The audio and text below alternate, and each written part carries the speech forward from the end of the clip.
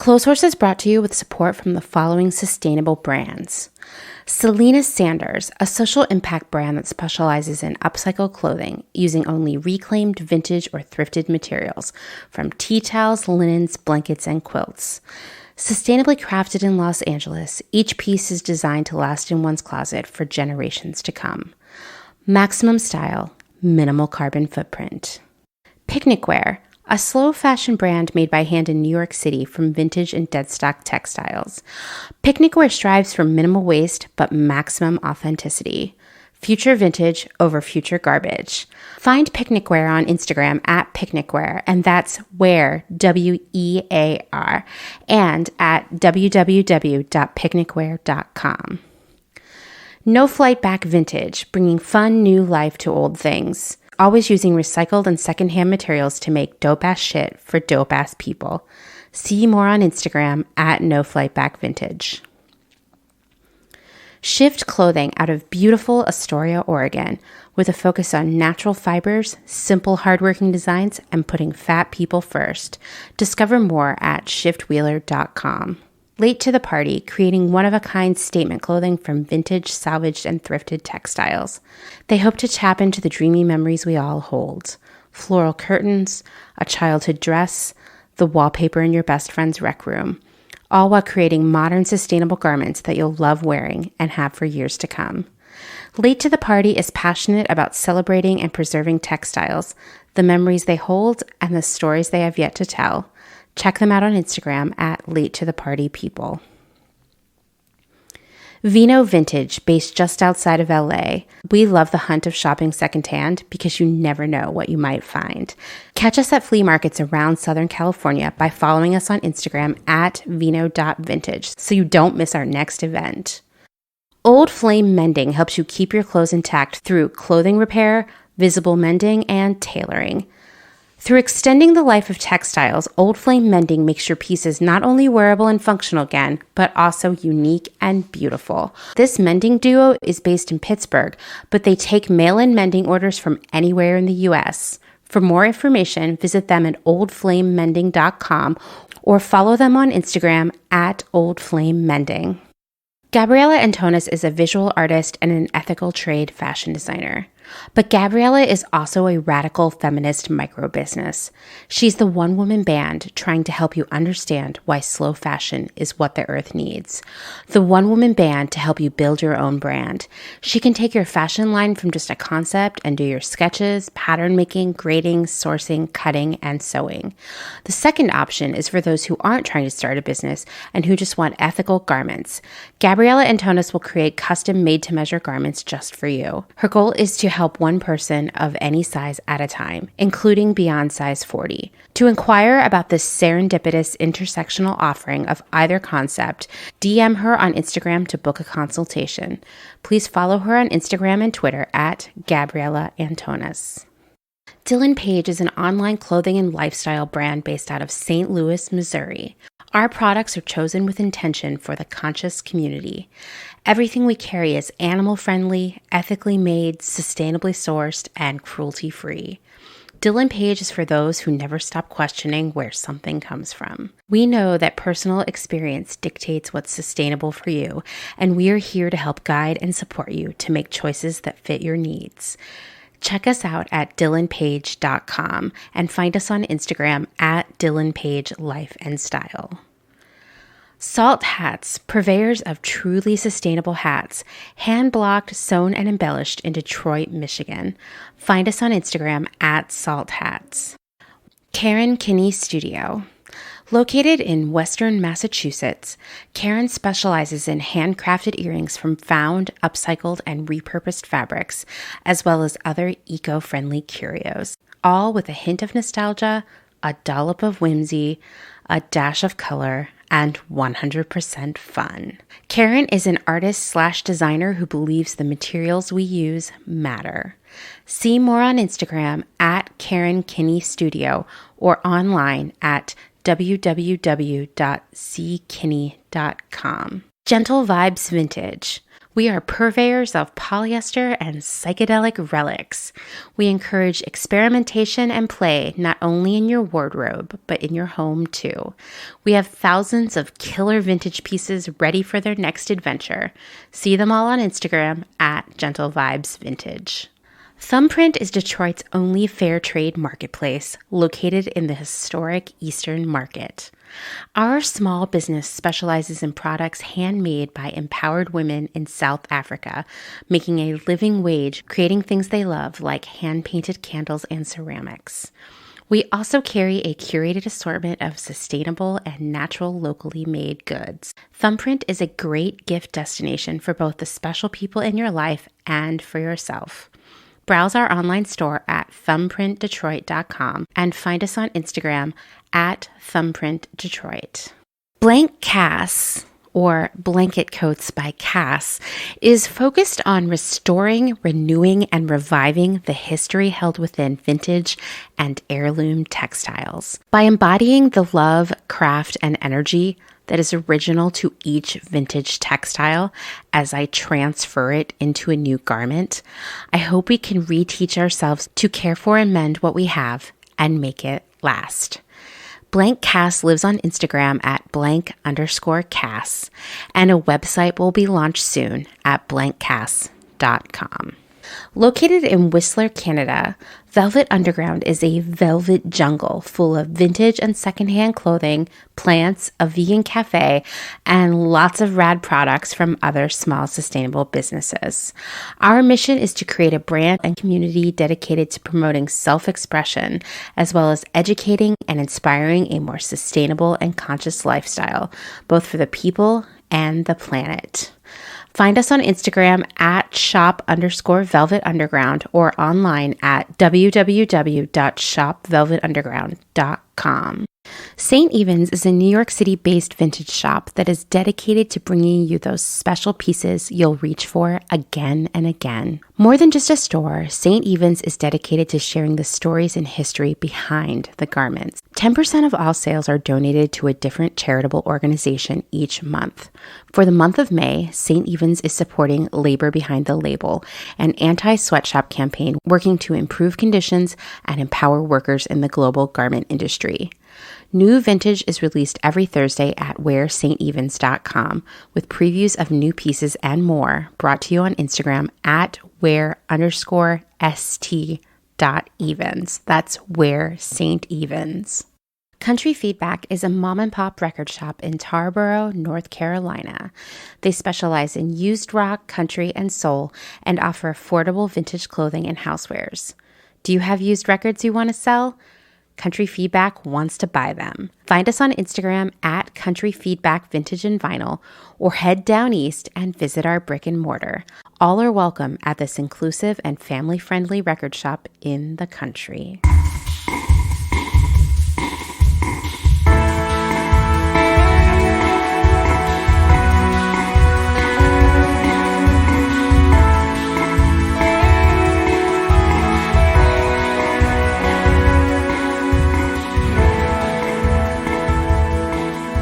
Welcome to Clotheshorse, the podcast that still just doesn't completely 100% understand candy undergarments. Yeah, I get it, guys, okay, but I don't get it. I'm your host, Amanda, and this is episode 82. And my hope is that I can record this introduction without my neighbor's rooster interrupting, because my neighbor's rooster is off the chain today, really likes getting up on the fence and crowing practically into my window. So anyway, if you hear a rooster, it's just more authenticity, right? For that cottagecore life.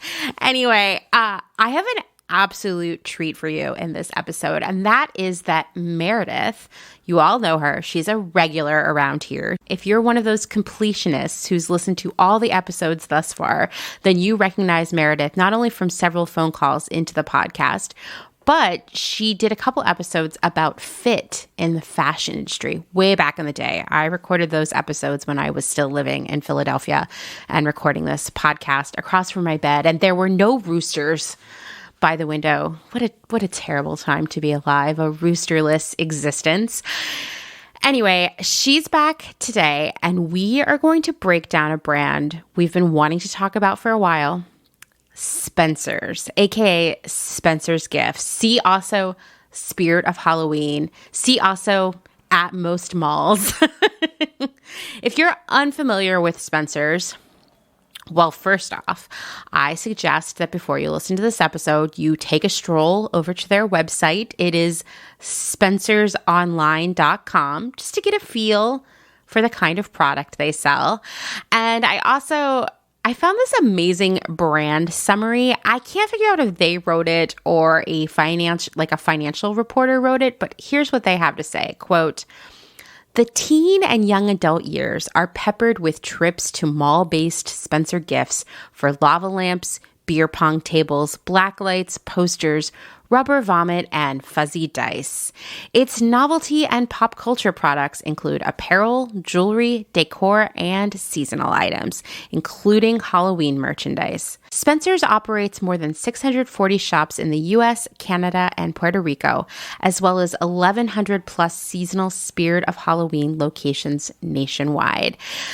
And I'll tell you that this dazzling description does leave out a major part of the Spencer's story, and that is their wild array of, quote, adult gifts, adult novelties, and adult toys. Sometimes I like to think that adult toys are actually iPhones and drones and all kinds of other technological gadgets, but I have to remember that at its core, there is one specific category we're speaking to when we talk about adult toys. And we're going to be digging into that a lot in this episode. So you probably won't want to listen to this around little ears. It gets a little racy. I think this is our raciest, sexiest episode yet. You're probably wondering why we're devoting a whole episode to Spencer's, but honestly, it feels right to me because when you dig into this story, you learn a lot about consumerism gone awry. And it forces you to really think about some of our weird 21st century shopping habits. This is a long convo, so let's just jump right into it.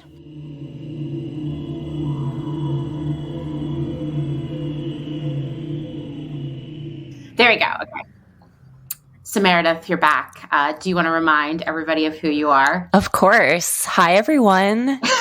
It's good to have this microphone back. It definitely has traveled a lot of places. The box is a little worse for wear these days, but I was like, oh, you look a little different than you did last time. I guess I was in the early days of Clotheshorse, right? It was, I think, episode 20 something I was on, and I've made some appearances here and there over the months, and I'm so excited to be back. And we have some fun topics that we're going to cover today. For sure. I mean, there's something that we've been wanting to talk about for a while, and we're finally going to do it today, and that is Spencer's. Some of you might know it as Spencer's Gifts. I will tell you, in my research, I found that the company has not been going by Spencer's Gifts for quite a while, but in my mind, it's always been Spencer's Gifts. Of course, right? Of course. Why did they take it away? It's the place that you would buy gifts at. I mean, that's really when you would go if you wanted to get your friend in middle school something a little weird but unique. You'd go to Spencer's Gifts. Wow, that sounds like a great commercial. Nowadays, based on my I haven't been in a real Spencer's in a really long time, but based on my internet research of their website, which is rather robust, by the way, I feel like it would be a lot weirder to get your middle school friend a gift from there. And we're going to get into that. Yes. But there were some things on the site that were shocking, you know? Some things, I think most things on the site are a little shocking. And if you remember from my retail expose, my COVID retail expose from a couple months ago, when my sister and I went to the Glendale Galleria, we went into Spencer's. It was the first store by where we parked. So we just walked in and I was like, oh my God, Spencer's, like it's like seeing an old friend where you're like, I can't believe the store's still here in this day and age. And you walk in, I was like, this is not how I remember it to be at all. But good to see you're still alive. Yeah. I definitely have to say, like, I have really fond memories of Spencer's as a kid, as like a tween. Tweens weren't quite the huge market that they are now. And so you kind of had to take what you could get when you were at that age where you're like kind of too old for toys and too young for, I don't know, like smoking. I'm not really sure what the age group does. But I remember Spencer's being really cool. Like, you could go in there and get like lots of posters. They had tons and tons of posters that were very cool. Mm-hmm. And they had a lot of the weird like novelties that you might see on someone's desk, like the balls that would click back and forth.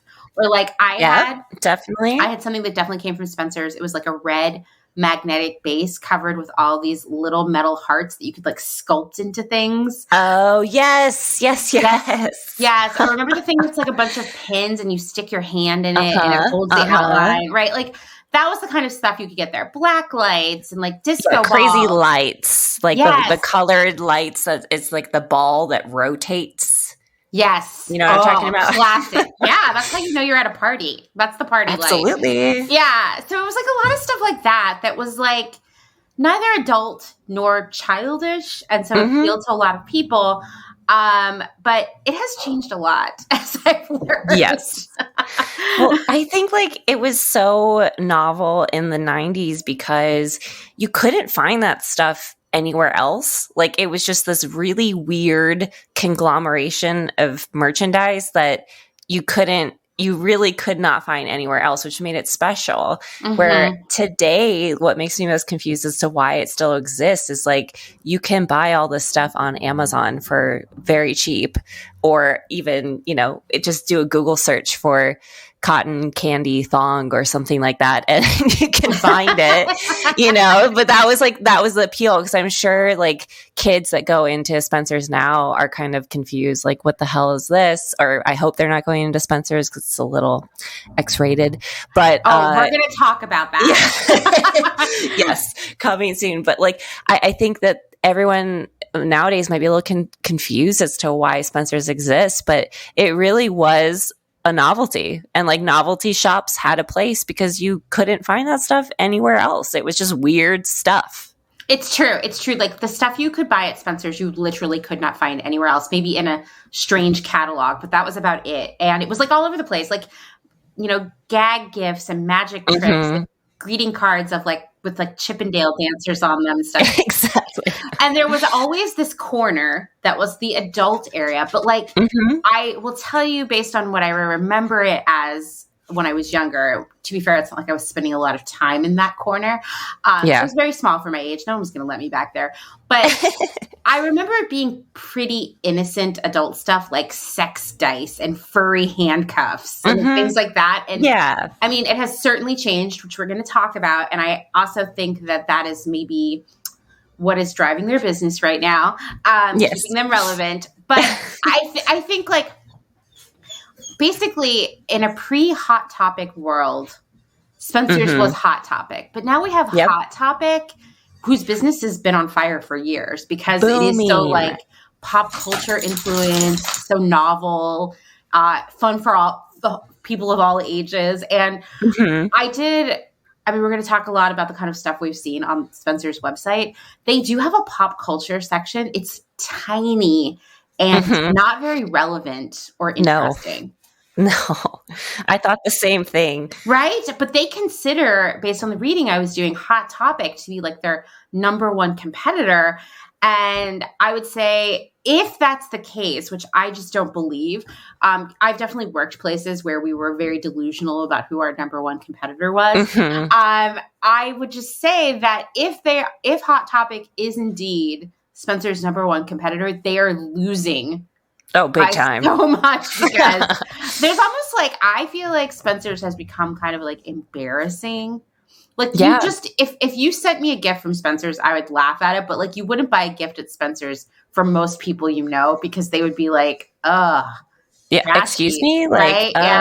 What do you really think of me, man? Yeah, exactly. But if you bought something from Hot Topic, they'd be like, oh, cute. How did you know that I like gnomes or something, Well, that was also interesting because when I was at the mall, Hot Topic had a line outside because it was like Disneyland and you had to wait. There's wait times to get into stores, Yeah. And both my sister and I saw the line for Hot Topic and we were like, what the? Because, I think a couple years ago, I was just like, Hot Topic wasn't doing as well. And I was like, this makes sense. Like, what is the appeal of the Hot Topic these days? Mm-hmm. But now they really are doing so well. And there was such a long line out the door. And I think you're totally right that Hot Topic kind of took the market share that Spencer's had with the younger kids, and really have better novelty and culturally relevant stuff. That's why they're doing so well. And I'm sure they still sell Manic Panic. I hope so. They do. But there's much less Hot Topic used to be the place where you'd buy Manic Panic and Creepers and like rock food and like, I'm going to use this term in quotes, heavy, like bold quotes, punk clothing. Also, goth clothing. Right, the pants with the straps, trip pants, I think they're called. Oh my God. Yeah. All the trip NYC stuff. Right. So it was like very, I don't know. It was like subculture-y, I guess. But now it's like super pop culture focused. And I actually read this article in the New York Times, I want to say last year, that talked about how their business is better than ever. And if you go into a store, you often will see generations of people shopping in there because there's something for everyone. Who would have thought, man? And it's all stuff, and I will just add, it's all stuff you don't need, but that's up to you. That's your personal choice. So, okay, but let's go back to Spencer's. Yeah. Do you remember something specific that you bought there as a kid that you really loved? I can only remember one thing because as I mentioned in our notes, my mom, if my mom took me to the mall, we were not going in Spencer's. They're absolutely not. Spencer's and Hot Topic. Mary P was like, this is not a store that I want you shopping in. So it wasn't until, we got dropped off at the mall and we would kind of cruise the mall and do the mall thing as teenagers that I was actually able to go into Spencer's. And of course, like being quote unquote banned from it just made me want to go in there even more. Of course.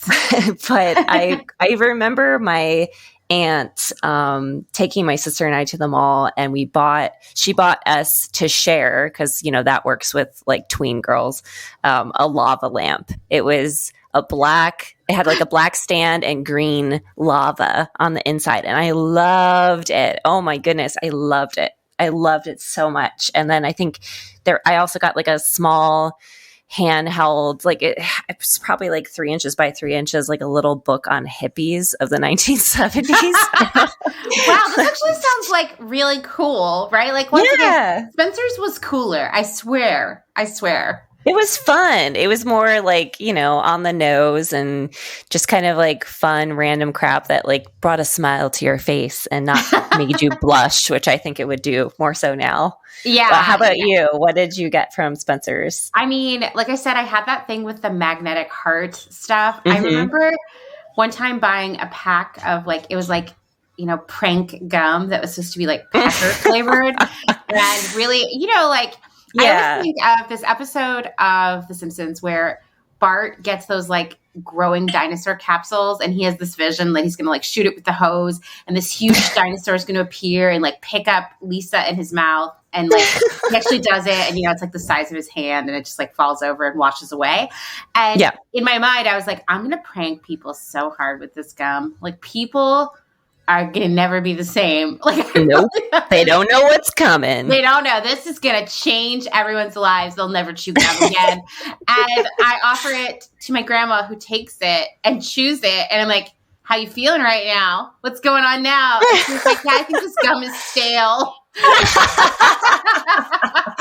Wah, wah. Yeah, so don't fall for that scam. But I also remember, for some reason, my best friend in 9th grade, my best friend for a long time in growing up, Laura Curley, she and I had this idea that we really wanted to get condoms, even though real talk, no one wanted to have sex with us, and we were not interested in having sex with anybody. We were definitely not ready for that. We were major bloomers. Of course. And we were like weird, nerdy girls, but we were like, we want to have them just to like feel cool. You never know. To impress our friends mostly, honestly. Of course. So we decided that we would buy them at Spencer's, which is legit. like, yeah, Def can give you like an STD or get you pregnant like immediately, right? And we bought these condoms that came like wrapped as gold coins, and we thought they were really, really cool, and we like gave some of our friends. And listen, I don't know if this is true or not, but we did have one friend. Her name was Trisha, and she had a boyfriend who was a year older than us, and they definitely had sex all the time, if she was to be believed. And she said that they were too small for her boyfriend. Oh, that's just too bad. You mean they didn't make extended sizes in the gold coin condoms? This is such a letdown. From Spencer's. I know, real letdown. Anyway, they were never used. I can assure you that they were long expired before we actually used them.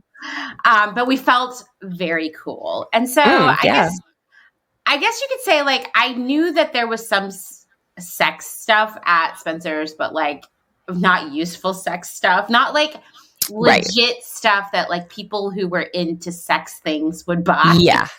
No, you just like would walk back there and just giggle, it was just like, oh, can you believe it, there's like kind of a half naked person on this package. It was like it's very innocent, but it was always like, okay, I'm not supposed to be looking at this stuff, but it's here. So Dylan works at the Goodwill. And apparently the Goodwill receives a massive volume of all these weird sex novelties from Spencer's that aren't really useful for actual sex acts, but have been purchased nonetheless. Ew. I know. And so they can't sell them. So they get tons of like furry handcuffs and sex dice and all the other weird sex and drinking games that you can get, I guess, still at Spencer's. I don't think these are vintage. Like, although I was informed that the sex dice, which I remember seeing at Spencer's as a kid and being confused by. For those of you who don't know, it's like a set of dice that have things like butt and lick. I like how I just went there on them and you roll them. And I guess like maybe one dice has a verb on it and the other one has nouns. And then you like, I have no idea. Anyway, I was informed that they are printed with Comic Sans. Of course. Nothing better. For added vibe. Yeah. Okay. Well, let's talk about this company. So I know you have some info here. So why don't you tell us about the history? Yeah. I think we got to go way back in time here. Before I was shocked, actually. The sex dice. Yeah. When sex dice were just a glimmer in your grandmother's eye. That's right. Great-grandmother's eye. Right. Yeah. Great-grandmother. I wouldn't associate Spencer's with World War II, but, they are related. So the founder, his name was Max Spencer Adler, and his brother Harry also helped him start the business. And it was after he got back from war, he, I think, did a lot of stuff over in Germany, and he came back and was like, all right, it's time to kick it up. Let's go capitalism. Let's make things. So that's exactly what he said verbatim. That's actually a quote. I'm just kidding. And he was like, have you ever thought about inventing some dice that will help people? Some sex dice? Sex dice. He was like, this is what the post-World War II world needs. This would have prevented the war. Exactly. Yeah. I mean, listen, those servicemen, they're overseas for a long time, they have needs. And the sex dice was definitely something that came up in conversation, when they weren't in battle. Yeah. Or maybe while they were in battle. And they were like, I don't know. It will have Comic Sans. It will have It's Comic Sans. Probably not invented yet, but it will be. It will be. And it will be on these dice. It's the only way they work. It's the only way. You can't do it with Times New Roman. It doesn't. Hell no. Ariel? Get out of here. No. Get out of here, sans serif. I'm pretty sure everyone that served in World War II is like rolling over in their graves listening to me explain this journey that Max went on. But, he did good things for the country. And when he came back, he was ready to cash in. So people, and this like really got me thinking, and this makes sense, there really was no shopping for non-essential items in the war, during the war, and before the war, because people just did not have the money to do so. And frivolous things were not commonplace whatsoever. So we got back from war. Everything was great. We won. Woohoo. People started having babies and buying things. And it was just kind of this pendulum swing from being under so many restrictions and rations during the war to not having that. And I think everyone just, it's just like the pendulum swings in many other ways and has done that and will continue to do in our history culturally. This was a major swing in the other direction where people just wanted to have a good time. They wanted to relax. They wanted to enjoy themselves. And it was all different than it had been in the past. So this really paved the way for retail stores and catalog business, which is where Spencer's started. So if you can imagine getting a Spencer's catalog in like 1960, like it had to have blown your fucking mind. Like the stuff in there, and I wish there was more details about other products that they sold. They mention a few things here and there, but one can only imagine the randomness that found its way into a Spencer's catalog. Yeah, for sure. I mean, everything. I will say it was like really challenging to find information about Spencer's, which is wild now that we know that it dates back to World War II. Yes. people aren't writing enough about Spencer's. And I'm sad that these catalogs don't exist. But one thing I did gather in my research is that, holy shit, Spencer's has sold just about everything over the years. Yes. Yeah.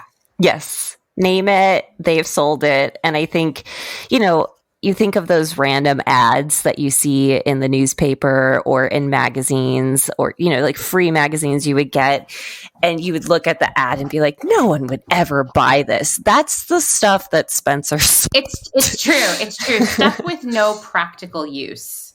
Yeah. Yes. No, it's like, sometimes you get those circulars and there's like a fanny pack that can also conceal carry a gun, and you're like, it's wait, like, you didn't try that? I bought it. No. I thought about it. I really did think about it, but I had to hold off, I'm on a budget. So maybe next year. Yeah. Yeah. But my favorite thing that we found out that they sold were live mules imported from Mexico. Oh my God. I mean, I have so many. I'm so excited about this already. Yeah, I don't want to think too much about these poor mules and how many of them had very short lives and maybe, broke free and ran away because, and you think like, okay, I get this catalog. It's the 50s. And they're trying to sell me a mule for my child. Like it was sold and marketed as a children's toy, essentially. Buy your kids a mule. It's the American way. Bobby and Ricky, here they are, just brushing the mule. I've got that lovely photo there. It's like so quintessential 50s. Like Bobby's wearing a Western shirt, Yeah. Oh, gosh. and I quote, they try to brush their new pet's dark, coarse hair. It's very exotic. What's from Mexico? Well, yeah, dude, like that is just, where even is Mexico? Most people had not been there. Yeah, so to get a mule from there, big deal. And you'd think, this would have been something random. No one would have bought it. Maybe a few people did, but who the hell would buy a mule, a live mule, for their child through a catalog? I will tell you though, they were selling at one point about 40 a day, 40 mules a day. Wow. So this wasn't like a supreme novelty. I'd say that's like a pretty turn and burn. I don't know what kind of inventory they were holding on mules. I'd love to know the shipping time for that. I don't think it was Amazon next day. Yeah. Like, what the hell? And, what is also extra baffling is that it costs $85 for the mule, which you think like that, hey, that's not that much money. But in today's money, I did the little Google equivalency, $844. Wow. What? This was like, it was an investment. You should have bought Bobby a live train set instead. I think you would have gotten more use out of it. But $800 for a mule plus shipping, whatever that means. Plus shipping. Who knows? Apparently today in 2021, a mule sells for between $1,000 and $3,000. Okay, so that it hasn't gone up. They hold their value. Yeah. So okay. Well, good to know. Just in case Spencer's wants to do a retro release, maybe they will sell mules again. I don't know. Just hearken to the days of yore. So yeah, that's crazy. Well, Spencer's sold just about everything, and they had a lot of run-ins with the Federal Trade Commission, the FTC. And I have to say, as we started working on this, I started to feel like Spencer's is kind of scammy. Shocking, I know. But their first run-in with the FTC was in 1962 because apparently Spencer's was in the girdle business among them, and also the mule business, and cotton candy machines and what else? Everything. So they were required to pull a bunch of ads for they were called reduce ease girdles because they were making, quote, misleading statements like slims 4 inches without diet, slims you 2 sizes, trims 4 inches off your figure, reduce 4 inches without diet. So amazing. I'm buying it. I'm sold for $4.98. Count me in. And I did all of this so none of you have to. I literally read this FTC case, this ruling. Oh my God. Testimony. Of course you did. It's dry. It was kind of making me laugh because, let me tell you, the FTC was pissed, okay? Spencer's was selling a lot of girdles. They also had 2 other lines called Deduce Ease, which I don't even understand what deduce means to, determine. So I don't know what that. And then Hip Ease is an HIP-EZE. So they're selling a shit ton of girdles, making all these claims with all of them. And the FTC literally brought in a doctor to testify. His name is Dr. Coyne, to testify to what we all know, that one cannot lose weight from wearing a girdle. No, don't tell me that. I know. Dr. Coyne is quoted as saying, in fact, the wearing of the girdle will not reduce body weight.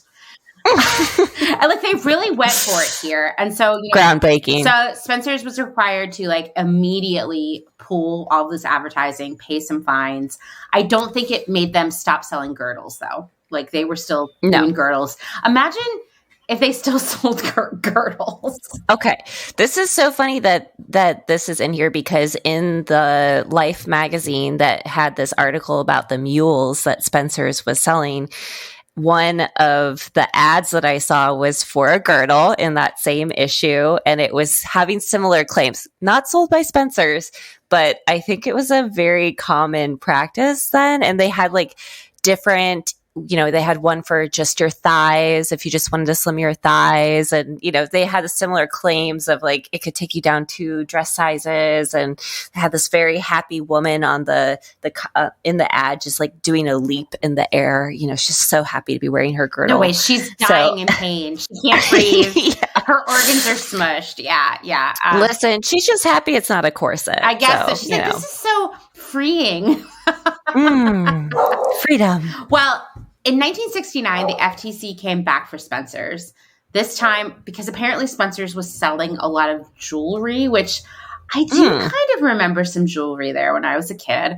And they were using terms like stone, birthstone, and gold to market this jewelry. But Unsurprisingly, their jewelry did not contain any genuine precious or semi-precious stones, nor was it actual 24 karat gold. It was just metal that was painted to look gold.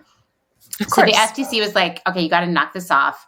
You got to switch to simulated or imitation, maybe synthetic. And they kind of spelled out how, and they really went granular on it. It's very boring, but they were like, here's sensors. Here's how you can tell if it's simulated or real. It was really funny. So then they cleaned that up. But then in 1970, so the next year, the FTC was back again. And this one is super hilarious to me because Spencer's was selling, quote, non-prescription magnifying spectacles as real prescription glasses, like as an alternative to seeing an eye doctor. Yeah, easy. Yeah.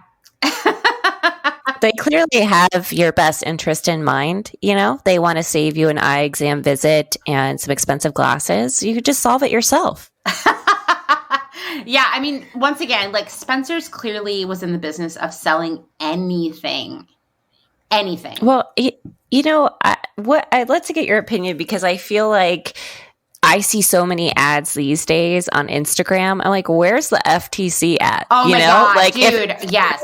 There's sponsors for some cheap jewelry. Like, come on, FTC, let's step up your game. I need to see you up in those Instagram ads because I know most of them are bullshit. Oh my God. All the skincare stuff is full of nonsense, let me tell you.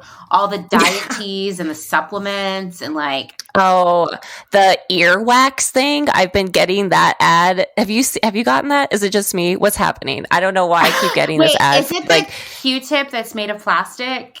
Or is it something else? No, it's like a Q-tip, but it has a camera on the end of it and you stick it in your... So you can see where the wax is and like take it out.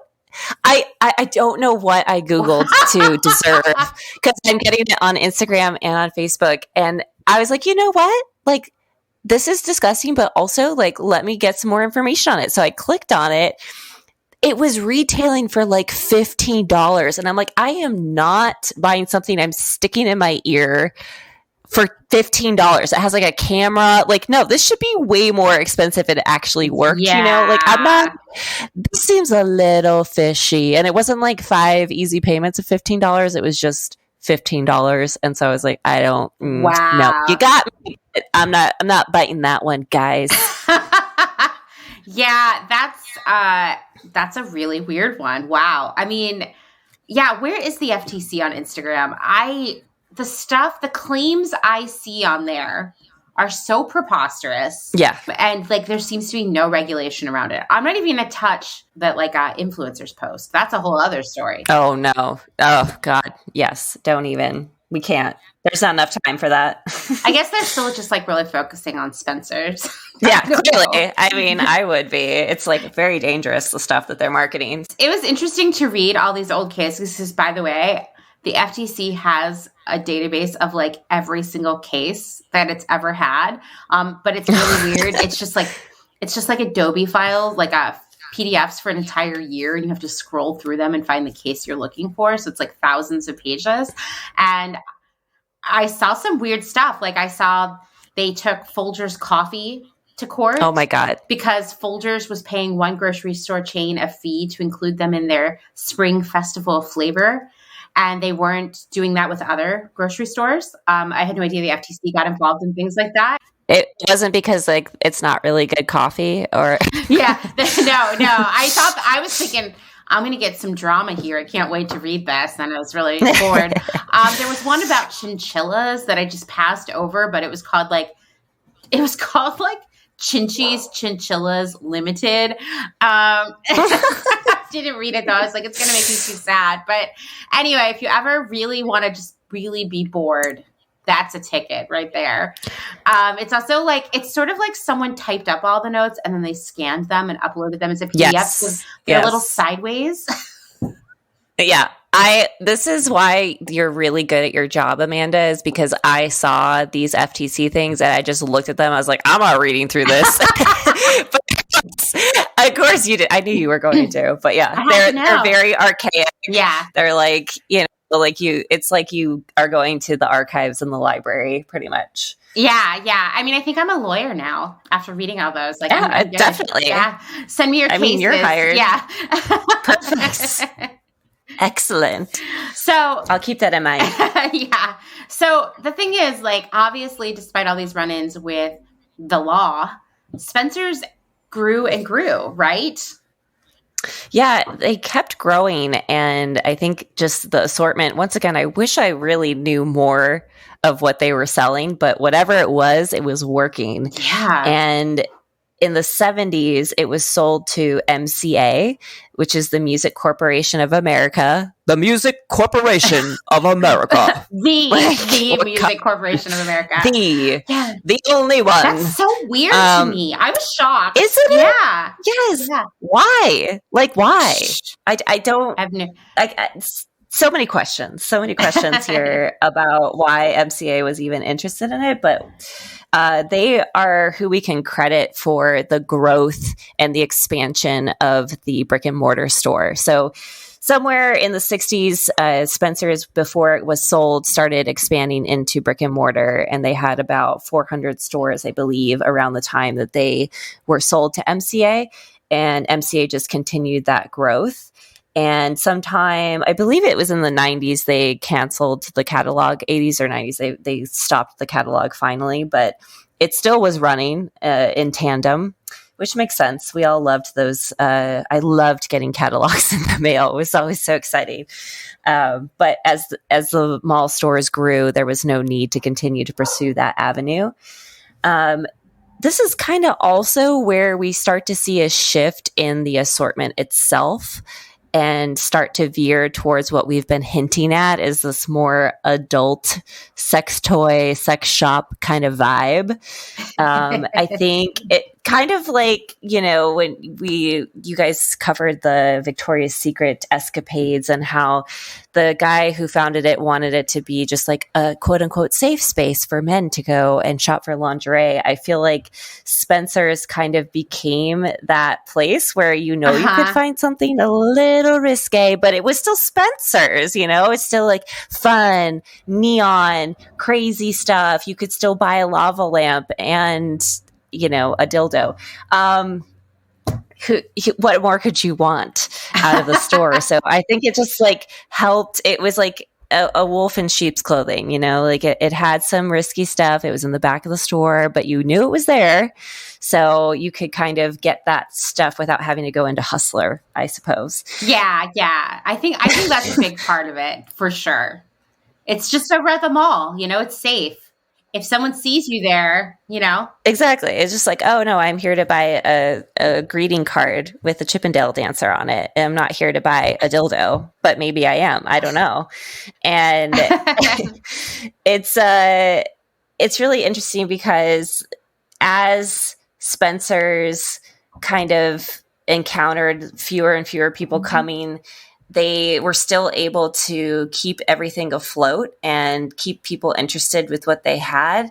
But of course, as we move into the 2000s, it was really hard to keep up this mystique as e-commerce grew, right? So now you could shop online, you can find anything that you wanted. Kind of as I noted in the beginning, that excitement about finding those random things is gone now. It's sad, kind of, everything I see, I'm like, oh wow, that's been done. Or anytime you think of an idea and then you Google it, you're like, oh great, someone already did that. Cool. Like the internet has ruined so many things, and novelty retail is definitely one of them. So, they've had to close quite a few stores, and they're kind of hanging in there right now. They are a part of, they also own Spirit Halloween Store, which we all know. They pop up in your old Circuit Cities, in your old Best Buy, oh my God, yes. Toys R Us, wherever retail is kind of having a graveyard moment. Halloween Spirit rises from the ashes. And I thought it was really interesting that Halloween Spirit, the stores account for 50% of Spencer's revenue, and they're only open for 2 months out of the year. So without that, I'm quite certain Spencer's would be dead. It's incredible how much of the market share and how many people actually go to the Spirit Halloween stores. Like I remember when they first came out, Halloween's my favorite holiday. So I was like, oh my God, this is a whole store for Halloween. What could be better? And then you walk in there and it's all like Leg Avenue Halloween costumes. Yeah. So I'm like, this is not cool. This is not what I want this to be. I think the Halloween aisle in Kmart growing up was more exciting than most of these Halloween spirit stores. But it kind of makes sense that they're together. They're definitely in the novelty sphere. But I would have to believe Spirit Halloween is kind of the driver and what's kind of keeping Spencer's alive these days. Yeah, I mean, I have always been kind of fascinated by Spirit of Halloween for exactly the reason you said, that they pop up in these dead big box store spaces that are still dead. Like, for example, in South Philly for a long time, it was in the old Circuit City, but then last year, Pier 1 closed and they moved into Pier 1 for the season, which was a different vibe, Yeah. That I went in there, but just looking at the banner hung on the Pier 1 store, it made me a little sad. Their headquarters are for both Spencer's and Spirit of Halloween are actually in New Jersey, like kind of halfway between Philly and like say Atlantic City. Okay. And so I passed their headquarters, not much of a campus. I didn't see anybody pulling any pranks or dancing on a stripper pole. But I know someone who works for Spirit of Halloween as a buyer, and last year they were sharing on Facebook that their anxiety around the pandemic was like quadrupled, because not only were they dealing with all the things that we were all dealing with, right?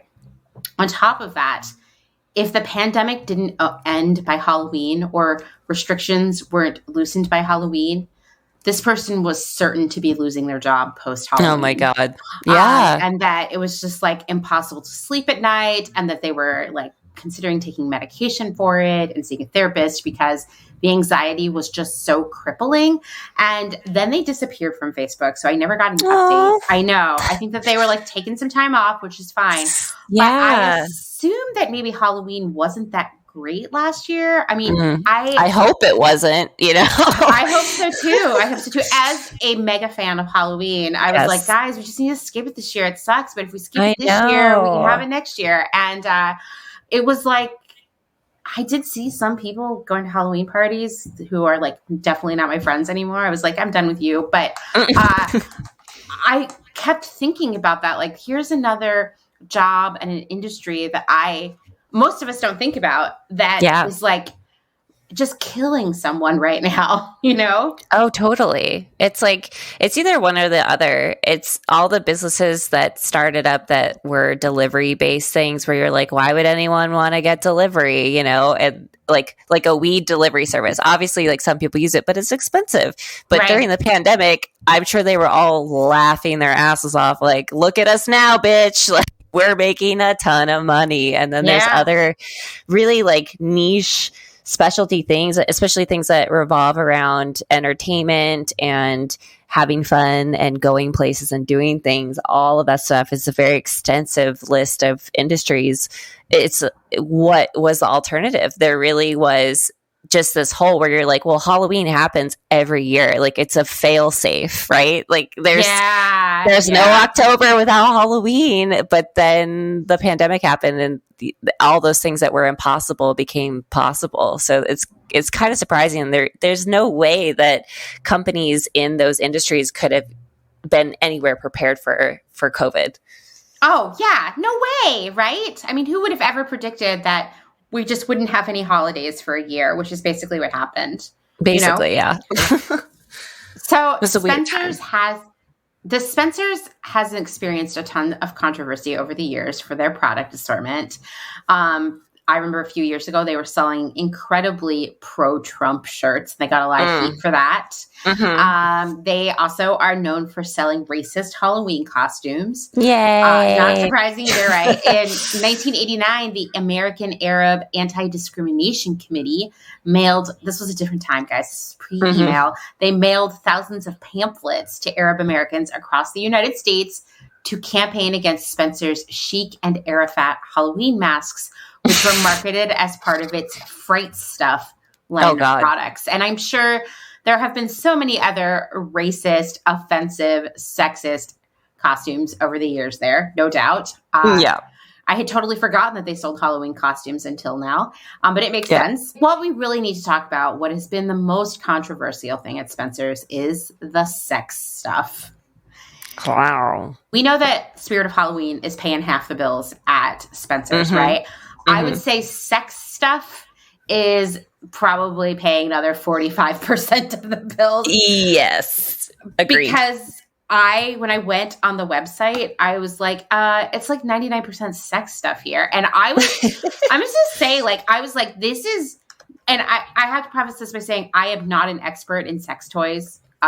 So I'm not like the person you come to for advice on brands and stuff, but it seemed like a very legit and like well-known brand assortment in the world of sex toys. They weren't novelties, like they were actual, like this is actually for use. It's not like, sex dice and like pepper flavored gum. Like this is like real. It's on the up and up. It's for doing sex stuff, right? It's all what they call sex. It.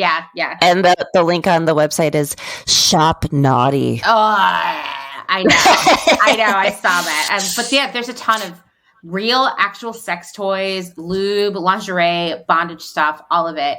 And to me, I was like, this is way more than I remember as a kid. Like this wouldn't fit into one corner of the store. No way. No way. So apparently this has been happening kind of gradually over decades without people really picking up on it until like the late aughts. And then all of a sudden, and I don't know how, I really tried to track down where this all began, but all of a sudden around 2008 and for the next few years, people around the United States were very upset about all of the sex stuff at Spencer's. Was it surprising to you, like, when that happened? Like, I mean, I get it, the assortment has grown, but, like, I would have expected this maybe earlier on in Spencer's journey. Yes, I thought so, too. In fact, the first article that I tracked down about it, I had to use the Wayback Machine to find. And so I thought I was going to see that this was from the 90s, and it wasn't. And that really surprised me because the 90s was when we were all getting like family values and like religious, right? No, 2008, which is like, I just want to remind you that in 2008, we had hustler stores and sex tapes. Everyone was making sex tapes and like, this was the era of like raunch culture and like everybody wanted to have a stripper pole in their house and pull their thong up out of their jeans. And I mean, like Playboy shirts and stuff like that. Like Hugh Hefner had a reality show, Yeah, he sure did. He sure did. And it's so weird to me that we were like, yeah, but like Spencer's is really effed. But that is what is going on. So the first article I found was from 2008.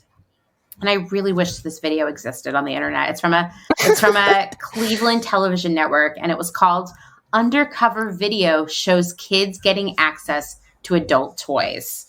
Dun, dun, dun. So News Channel 5 of Cleveland conducted a hidden camera investigation that showed young children getting access to adult toys, as they called them, inside Spencer's gift shops at multiple local malls. Okay. Hard-hitting investigations, Cleveland. So parents were complaining about this to the station. The worst. And Chief Investigator Dwayne Pullman. I know him. I'm from Cleveland. You know? Okay, well, Dwayne was like, I have got this. I'm going to take care of this for you. It's too much. Yeah. So he set up this hidden camera investigation and... Like I said, I wish I could see this video because the video that they apparently showed was of a young boy buying a lollipop in the shape of, quote, a male body part. Oh, well, what body part do you think that could be? I don't know, like a foot? Yeah. Probably. Yeah. Anyway, very upsetting, right? Kelly Hearn, a mother from Medina County, said, quote, "I don't care what you've seen on TV. You have seen nothing until you walk into Spencer's, because there's stuff I've never seen." For context, it's Medina, and that's where the Amish live. So do the math. Well, I mean, I live where the Amish live, so I get it. Yes. I get it. Yes, I knew you'd get it. Well, then same year, Durham, North Carolina is also getting their panties in a bunch. This article, I pulled some really hot quotes from it, and it's going to be really hard for me to read this without laughing, so just bear with me. The first one is, "These parents were so fired up that this is the parents, actually brought us a bag full of sexual items that they say they bought at Spencer's." So the parents went in there and they bought this just to prove a point. I know. Or did they? You know? Oh, you think they shoplifted them? That would be... No. I like that. I think that they actually bought them for themselves and then wanted to do the expose. I don't know. Seems a little fishy. Carol Shepard is one of the moms. She says, quote, "I went in to see for myself, and it was disgusting." You got to put your Karen voice on for these, I know. She adds that she was in a local Spencer's a year and a half ago. So this was like in 2006 and a half. And witnessed 2 teens buying an oral sex enhancer. I don't even know what that means. I don't even want to know. I have no idea. How does Carol know what that is? I know. Carol was so offended that she confronted the clerk, which, man, what a treat it must be to work at Spencer's and deal with this bullshit and make minimum wage. Right? He said, quote, "I said, would you sell these things to young kids?" And he said, "Oh, yeah. The only thing we can't sell them is lighter fluid." Yes. Another mom, Laura Hall, says she got the shock of her life when she and her kids went in to buy a gag gift for her husband's birthday. She said, "My 11-year-old walked up with a sex toy and asked what it was."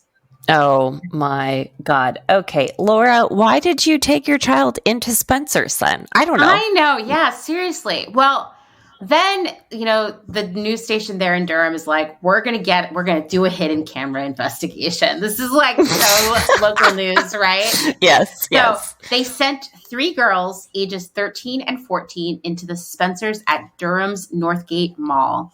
The girls were armed with hidden cameras to see what they could buy. The girls checked out sexually explicit greeting cards, and they played with a necklace made of beads and toy penises. They even, listen, this is going to really upset you. They even picked up a phallic-shaped cup. Oh my God. Then they went to check out the selection of vibrators and other sex toys, which I'm just going to say, if I were 13 or 14, would have scared the shit out of me. I could not have handled this. Like, I don't want that. Yeah. A salesperson asked if they were 18. When they answered no, she said, "You can't be back there." But when they went to check out, they had no problem buying 3 things that many people would consider adult items. Are you ready? Tell me. A penis necklace. Oh my God. A birthday card with a pop-up penis inside it. Heaven forbid. And this is my favorite. A little gift called... I'm sorry. I can't even say this word. Boinkin bunnies. The Boinkin bunnies are 2 toy rabbits that vibrate, moan, and simulate sex. Wow. On the box, it says for adults only and ages 18 plus. These girls were only 13 and 14. I have so many questions. Who would buy Boinkin bunnies? I need to know. I only have a snapshot in my mind of what these could possibly be. Well, I have good news for you.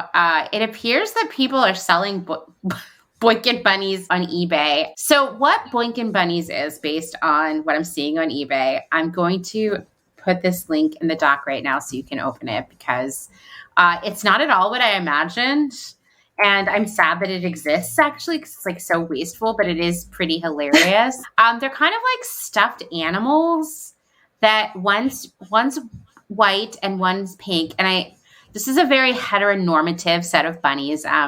The pink bunny has long eyelashes. I think we're supposed to believe that she's the female of this heterosexual pairing. One might assume, yes. And they appear to, you can push the button and they will boink. I don't know if you caught this, but there are YouTube videos of these. My God. Stop. By the way, these bunnies, which sold, according to this eBay listing, sold for $50. What? And there's a little sign on the box that says, press the button and watch them go to town. Oh my God. It is appalling. On the other side, there is like a drawing of carrots and radishes arranged to look like a male genitalia. Of course, naturally. Imagine spending money on this. $50 is really like that is incredible, because it definitely does not seem like it has value over $5. Back in the days when I worked for a extremely large hipster retailer, like early in my career, like working in retail before I actually moved into buying, I would have to unpack, all of our shipment, put it out. Mm-hmm. And one thing that we sold one Christmas, I guarantee it's from the same company. We sold hundreds of these every week in one store, were these humping dogs. Oh my God. And once again, like just a stuffed dog that like you press the button and he would hump and make weird noises. And people would push the buttons all day and buy them. We would sell out of them all in one weekend and have to get more. People would call. They would ask for the housewares department because that's where they were. And they would, like all housewares. And they would say, do you have any more of the humping dogs in stock? I believe his name is Humphrey. Oh my God. And you'd have to be the person to say, sorry, we are sold out. And they would say, do you have a waiting list for them? Wow. And now I'm wondering if Boinkin' Bunnies was the same kind of situation. And does that mean that somewhere right now, someone says, man, I sure miss my Humphrey the Humping Dog. I think so. I wish I could go on eBay and find it. I think it's going to be one of those things that comes back, You're going to be able to buy it for way more money than originally spent on it on eBay. Oh, yeah, sure. I just found one on eBay. Humphrey the Humping Chihuahua Toy Dog. Oh my God. Brand new in box with box damage. $40.99. That is a steal. Are you going to buy that? Oh, no. Just looking at it is like very triggering for me. I think it's also triggering for that dog. Yeah, for sure. Well, we've already shown you that the East Coast and the Midwest had their panties in a bunch over Spencer's. But let me tell you, it was the whole country, because I found an article from Washington State that said, quote, the more our children are exposed to this kind of stuff, the more likely they're going to use it and do inappropriate things. Ugh, of course. That's the hard part, said one upset mother. So all the articles I read, Spencer's Gifts had the same exact canned response to, which is what your PR team does. I get it. Spencer's Gifts told every one of these reporters that they can legally sell anything in the store and online to minors because they're considered adult novelty products, not sex toys. Now, I would just say, based on what I see on their website now, I think that they probably crossed that line. Yes. Which is interesting because in 2010, going back to the Midwest, the Rapid City, South Dakota Police Department. Is South Dakota considered the Midwest? Right? Is it? I would say no. Is it mid and west in the country? Yes, but I would say that sits outside of our designated region. So would you say maybe it's the Great Plains? Yeah. Let's say that. Yep. Great Plains. Okay. So anyway, the Rapid City, South Dakota Police Department went into the mall one night. Man, I wish I would have been there to see this. Because I was once again laughing as I pictured this going down. It's a raid. It was a raid. They seized all of the sex toys and related merchandise from the Spencer store at Rushmore Mall. as possible evidence of the national retailer's failure to register as an adult-oriented business. Wow. Because according to the city ordinance there, stores can sell adult merchandise without being licensed as an adult retailer as long as it is not a, quote, substantial or significant portion of its stock. And you and I know Spencer's has definitely crossed that line. And that there is no, quote, emphasis on matter depicting, describing, or relating to specified sexual activities or specified anatomical areas. So apparently the city attorney had been very obsessed with this for quite some time. And they had been arguing in court that Spencer's had crossed that threshold. I could not find any resolution on this. Did Spencer's pull their sex stuff out of there permanently? Did they close the store? Did the city attorney drop the case? I have no idea. I could not find an update. Can we just talk about how much time people in South Dakota must have on their hands that not only did the police department organize a raid, but the city attorney had been working on it for months? Like, I know. Where is this place? And I remember from the article I read about this event that, the reporter had asked the police, who'd been there for several hours, just carrying out tons and tons of the stuff, said, like, are you almost done? And the police officer was like, no, we're probably going to be here all night. There's just so much stuff. Yeah. South Dakota, your tax dollars at work. Yeah, exactly. So I couldn't find anything recent about the sex stuff at Spencer's, and I'm assuming people just gave up. Maybe it'll come back. Maybe someone listening to this will be upset and go do something about this. But I did find something else that was like more present day and really upsetting to me, actually, which was about Spencer's and how they were dealing with COVID, specifically how they were not protecting their employees. So ProPublica did an investigation into this. Wow. And in the early days of the pandemic, think like March 2020, like that second half of March, right? Spencer's refused to close its stores.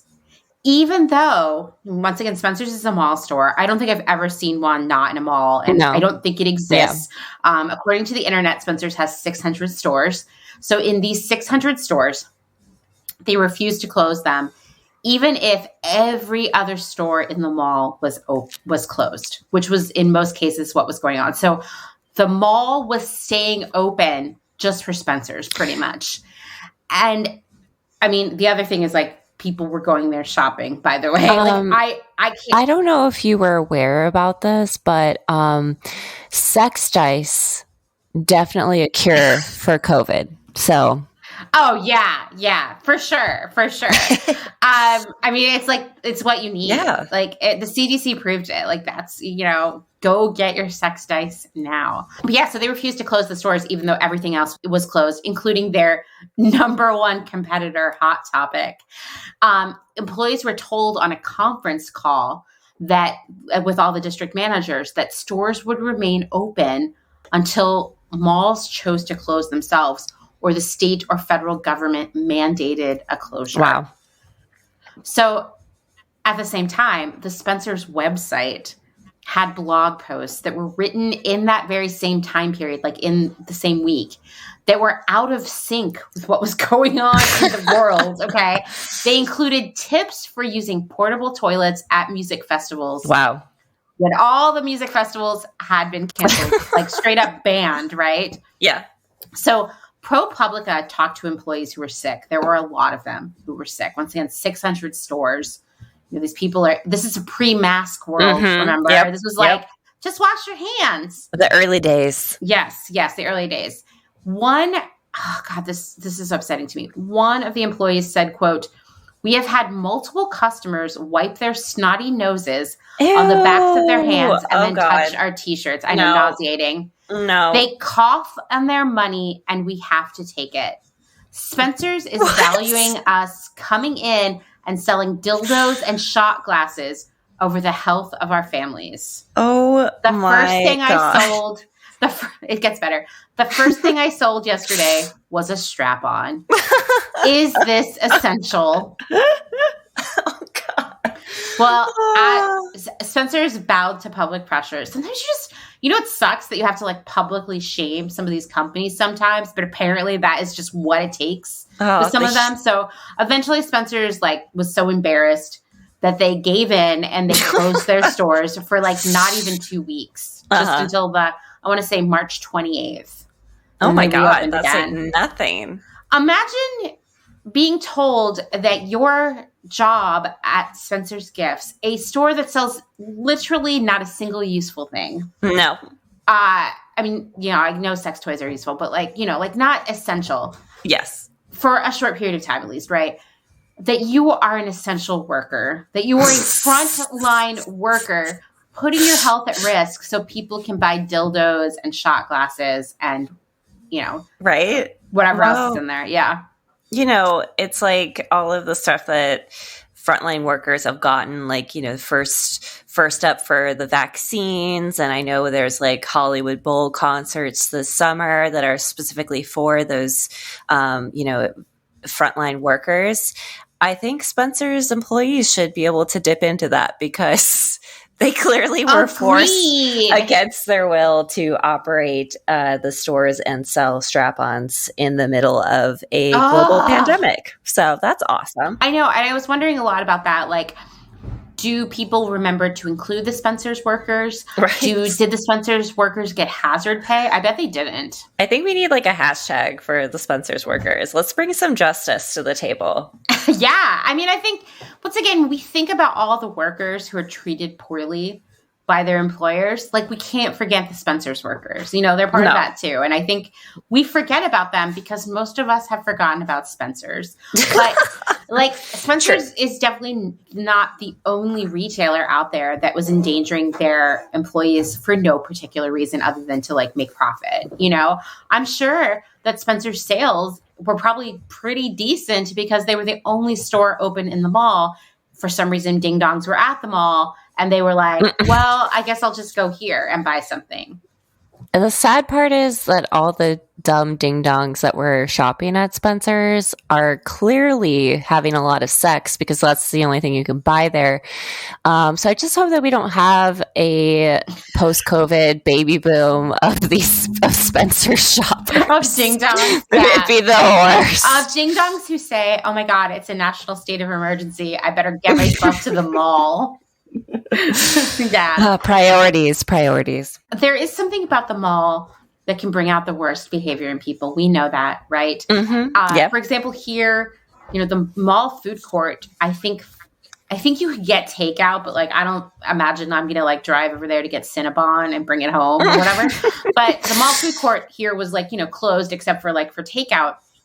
And they had stacked up all the chairs and tables and chained them together so no one would be tempted to eat there. And specifically, I wish I could find these photos. They were on Reddit, on the Lancaster subreddit. Someone had gone there to like pick up something that they'd ordered online, and they entered by the food court. They figured, this will be an easy in and out. And it had just snowed. So, everything was like muddy and slushy. Mm-hmm. They go into the food court, and there are 20, 30 people sitting on the floor of the food court eating their food court food. Oh, and my it's God. like disgusting and wet, and there's like salt and sludge and from everybody's boots and stuff. And they're just eating on this wet, dirty floor. God bless America. Come on, guys. Where else does this happen? I know. Oh my God. I know. Sbarro is not that good. I mean, real talk, Sbarro is not that good. What would you say is your favorite food court restaurant? Oh, Auntie Anne's Pretzels. I know it's not like a restaurant, but oh my God, the kiosk. You could smell it from, which is probably not good. You could smell it from around the corner. And in my retail days, there was a kiosk. My store was on the second floor of the mall, but the kiosk was on the ground floor, and it would just waft through the doors, and it was irresistible. So I love me some Auntie Anne's. I can't even hear the phrase Auntie Anne's without salivating. Like, I'm like, yeah. It's so buttery. Oh, yes. All the butter they put, it's like basically like drenched in butter, which is why it's so delightful. And like Wetzel's Pretzels is really big out here in California, and we didn't have that in Cleveland. So I definitely am a team Auntie Anne's. 100%. Well, Auntie Anne's is from here in Lancaster, Pennsylvania, where I live. They recently, I think, were sold and moved to their headquarters, but they had a big building downtown that was like the Auntie Anne's corporate headquarters. Oh my God, pilgrimage. I know. That's why I'm here, really.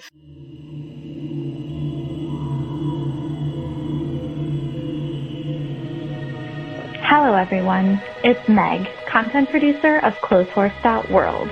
I'm chiming in here to tease you about what's coming up next on the blog this week. First, we have a powerful essay from Jackie titled Unboxing the Doll Collector. Jackie writes about her experience as an adult doll collector, confronting the stigmas attached to her hobby and the environmentally unfriendly waste associated with it. Jackie challenges herself to collect consciously by focusing on secondhand dolls instead of secondhand emotions. Be sure to check out her beautifully written story on Clotheshorse.world. Next, we have contributor Ann Lee asking the Clotheshorse community, would you wear clothing made out of pixels? This piece broaches the modern and complex topic of how digital fashions of the future may be able to help minimize textile waste. Digital fashion as a concept challenges us to contemplate our consumption footprints, whether they are virtual or tangible. Pixelated clothing certainly has the potential to be inclusive and accessible to everyone, so check out this piece to learn a bit more about digital fashion and let us know what you think. After that, we have an outfit repeater post from yours truly, where I channel the iconic Green Lady of Brooklyn with a combination of some of my favorite closet items. Fun fact, the Green Lady and I are from the same New York City neighborhood. Check it out for some funky style info and to learn about the local makers, dear friends, and vintage sellers that I frequent to populate my wardrobe. And last, but certainly not least, we have Lydia, who speaks about how her personal style has been influenced by grief, pain, the pandemic, selling vintage, and parenthood. Lydia utilizes garments and accessories from loved ones to process loss and honor her connection to them.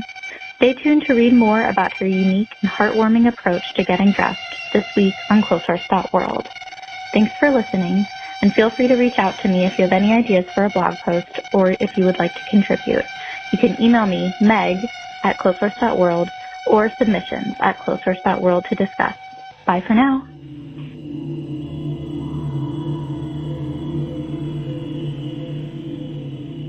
Well, we went onto the site and we picked some of our favorite random things to mention, just to give you an idea of what Spencer's has to offer these days, other than many, many sex toys. Did you know that Spencer's, at least now, targets an 18 to 24-year-old customer? Interesting. I mean, it kind of makes sense based on their old assortment, but I am a little shocked. It seems like a little on the young side, but maybe that's who's buying sex toy. I don't know. I'm not a good resource for this information. It does seem like if you want to have the classic bachelorette party that's filled with penises, this is the place to go, because they had a lot. And I found this crown that... It's so good. Okay, I think it's supposed to say batch shit crazy, BACH and then shit crazy, right?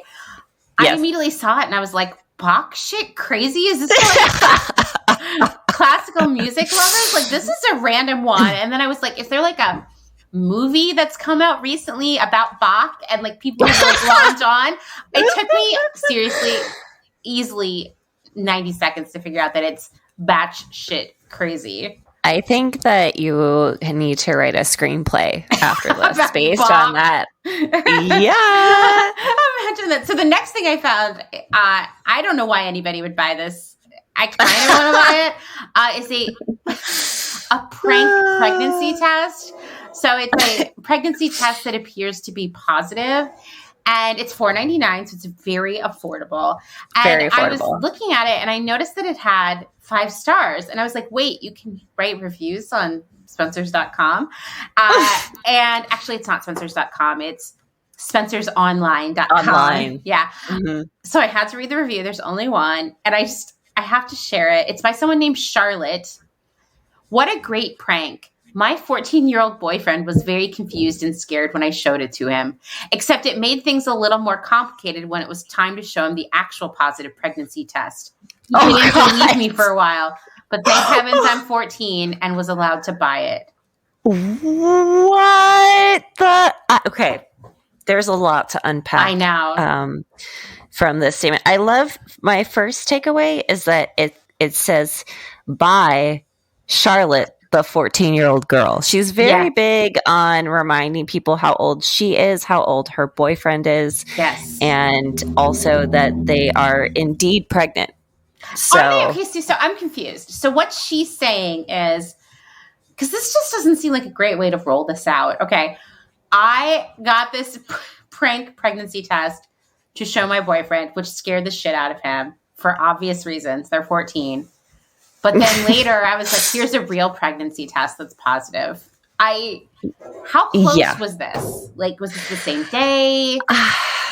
I feel like this is what a 14-year-old would do. So I'm not too surprised. The way I read it was definitely, it was the same day.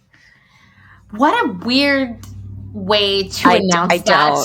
Yeah.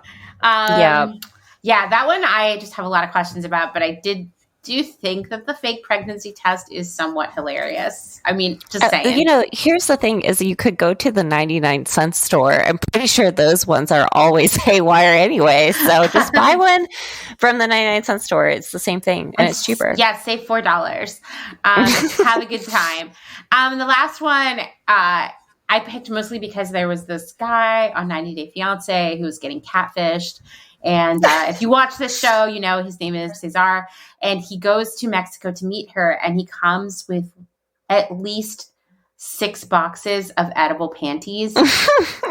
Yes. I think they were chocolate, actually. Oh, wow. He lays them all out on the bed with some flowers. Well, she never shows up. So I don't know what he did with those. Is he going to sell them like a yard sale? I have no idea. But I was thinking about that. And I found a candy bra. Which looks really uncomfortable, actually. Yep. It's made of the same candy of candy necklaces, and you sort of tie it around your neck. And I just wondered, what do you do with it? I don't understand. Because this is what I always remember being at Spencer's, the candy thong and the candy bra. They were both there, and it was just, you go look at the package, you giggle a little bit, but 100%. Like the candy bra, I see as slightly more functional than the candy thong, because I don't know about you, but I would not want to, and I'm assuming someone's actually eating the candy at some point. I would not want to eat candy that was up someone's butt. I do imagine you're like, well, I didn't use this. I mean, I wore it, but no one ate the candy, so I'm just going to cut it off and put it in the candy bowl. Put it in a bowl. Gross. Ew, and then everybody got E. coli. It was a pretty wild party. Yeah. So what did you find on your perusal? This was such a good idea. So thank you, first of all, for being the genesis of this scavenger hunt. It's a lot. It's a lot, let me tell you. The first thing, which, it's interesting hearing all of their faux pas during COVID, because they do have a selection of face masks. And before I tell you what this item is, I would like to explain the phylum, basically the trail of how you get to this item on their website. Okay. From the homepage, this is filed under pop culture. Okay. Then it's filed under festival. Okay. And then it's filed under weed. Wow, so they've got a whole. I didn't see this coming. Yeah, I'm glad you came with me on that journey. Is this like a bong or something, but with South Park on it or something? The item is titled Quarantine and Chill leaf face gaiter. Okay, so let's describe this item. Gaiters are those, they go around your neck. It's basically a tube of fabric that then you can pull up over your mouth and nose. I feel like a lot of people that wear these end up not actually using them as their intended function. For example, like everyone in Major League Baseball was wearing these last year during COVID, and no one actually used them. They were just like really cute neck handkerchiefs basically around them.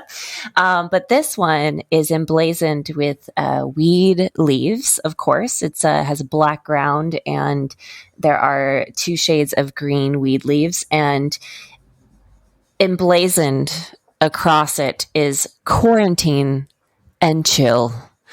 So I thought that this was just, a great gift for someone in your life who loves weed, but also wants to make sure that they are safe during this pandemic. So it is on sale. Original price. Seeing it. Wow, it's a good deal. Yeah, it's like 50% off. Originally $12.99, now $6.49.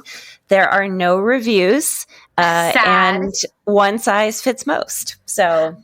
I also, it's suggesting to me too that I might enjoy purchasing an acid trip tie-dye face beater. Oh, you too? Acid trip, and one called smoking alien face gaiter, which is exactly what it sounds like. All on sale. Lucrative business. I just did want to add that the Candy Bra had reviews. They're so disgusting. There's no way I would ever read them out loud, and I wish that I could delete them from my brain. Oh my God. Okay. I am definitely looking those up after we are done. One of the guys is so disgusting, I can't even handle it. Like, he's like, if you know what I mean. And I was like, oh God, why are you doing this on the internet? Anyway, gross. This is a family store. It's someone who would do that on the internet is someone who would buy something from Spencer's and review it online. I don't think I need to say anything more there. That customer would probably also purchase the next item. And this also is in green, so it could coordinate with your quarantine and chill leaf face gaiter. Yeah. It is, and I didn't even know that these existed, but body stockings, they're a thing. And this is, the item is called a neon green convertible body stocking with straps. And when one dances onto this page, we're greeted by a young lady with star pasties, rather large boobs. So they look nice and perky.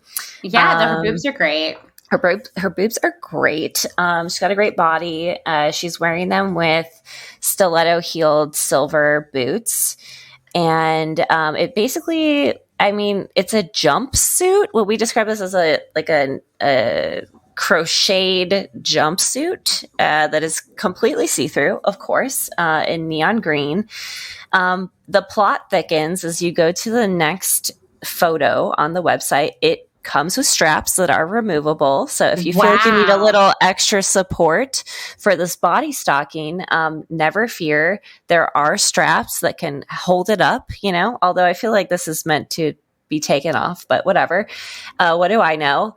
The most confusing part of it, though, is that the fourth photo shows this same model, but in a long sleeve body stocking. It's a crop top. It's a long sleeve crop top. I don't understand. Is it the same item? Do I get both of these things for the price of $24.99? Inquiring minds want to know. There are no further details about this item. There are no reviews. The description is go bold with this neon green convertible body stocking with straps! Exclamation point. With is large net pattern. Wow. Oh, wow. This copywriter really Spencer. Just going above and beyond. Is this copy and pasted from Alibaba where they purchased this? This sexy body stocking lets you mix up your lingerie style while always looking absolutely sexy. When you're in the mood to get your partner's attention, put on this body stocking and let it do the talking. It's convertible. It's a pullover style. It's nylon spandex. You should wash it by hand. It's imported. Arrives in discreet packaging. Well, I hope it doesn't say Spencer's at all, because imagine how embarrassed you would be. Right? One size fits most. Note that boots, panties, and shorts are not included. So many questions. I'm so sad that there are no reviews. Right? I mean, you can't tell me that this is not a bestseller for them, okay? And it definitely stood out to me amongst the assortment of body stockings, which I also recommend you deep dive into. I'm traumatized. The ones I'm seeing already. Crotchless ones. Got the rainbow. There's like full body ones. There's like more ones that kind of look like leotards. Really, your imagination is the limit here. So, okay, so here's what I think about this body stocking. Tell me. I think, this is without any experience in this area, that you can flip it upside down, cut out a hole for your head, and the legs become your arms, and that is how it's a skirt. Oh, you're so right. Wow. It's a DIY project. But when you do that, you will no longer be able to wear it as a jumpsuit. No, it becomes a crotchless jumpsuit then. Hello. Right. Just what you need. Just what everybody needs. Hey, listen, if you need it, I get it. Like, yeah, man. This thing looks so uncomfortable. Like, I'm sweating just looking at it, and like not in a good way. It's not because I'm hot and bothered. It's because I just think I'd be really hot wearing it. Yeah, you would be really hot, Meredith. In both senses of the word, I'm sure. But wouldn't it be great to know that, like, let's say you wear this on Sunday all day, and you overslept on Monday, but you still had it on, and you could you're like, I don't have time to pick out an outfit. Just take it off, flip it upside down, cut out a hole for your head, and get to work. Oh my God. Wow. This is just solving all my problems. I know. All of your problems. Look no further than Spencer's gifts. Well, and when I'm oversleeping, in my room, there is a poster that I also will be purchasing from Spencer's. As we all mentioned, Spencer's always had posters, much like Hot Topic. And I was just really interested to see what kind of posters they were carrying these days.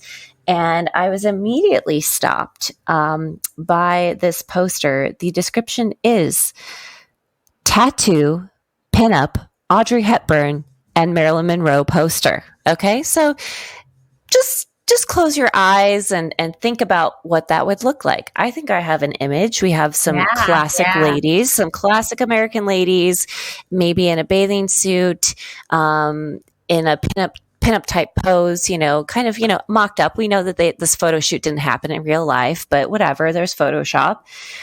So much to my surprise, it was neither of those images. It is very poorly, I don't know, drawn. Who made this? This is on a computer. I'm not sure. Someone named James Danger Harvey drew this. Yes, who also there's a bottle of his whiskey in here as well. Let me paint this picture for you. We're going to start with Marilyn. Marilyn is scantily clad in a bustier crop top, and I'm assuming some Daisy Dukes that are unzipped. She is not sitting on a chair, but appears to be in a squat, propped up by this chair that is containing James Danger's whiskey, which looks like a bottle of Jack Daniels, but it is not. It's his own. He makes it himself. It's his own. He wants to leave his mark on this poster. Marilyn has some ink. Okay, she's got a piece on her shoulder. She's kind of looking coy, looking right at the viewer. She's got a neck tattoo as well, and to keep it classy, she's wearing a pearl necklace. She also has a belly button ring, I think. Oh, you're so right. She does, because I could totally see her doing that. Totally her style. Totally her style, and she did it before Britney. And then behind her is, I guess Audrey Hepburn. Seriously, like this is not Audrey Hepburn. I can't. No. The Marilyn, you're like, yeah, I get it, right? But the Audrey Hepburn, this could be any woman with brown hair. Yeah, you know exactly. I don't. Maybe it's Audrey's second cousin. I'm not really sure. Let's do a rundown of Audrey. She has her hair done up in pinup style. She's got a bandana. She's got a cigarette hanging from her mouth. Yes. She is wearing a white t-shirt, V-neck. She also has a neck tattoo and several tattoos on her arms. She is wearing some baggy jeans, one might assume, and There's is something weird going on in the crotch area. What's happening in the crotch? I'm not sure. There's like maybe they're True Religion jeans from the early 2000s with the heavy text stitching on the inseam. I think you might be right. One can assume maybe there's some distressing going on there on the knee, and she is sitting on something. I can't really tell, but she is straddling Marilyn's behind. They both look very uncomfortable. And, I'm sorry, I left this out.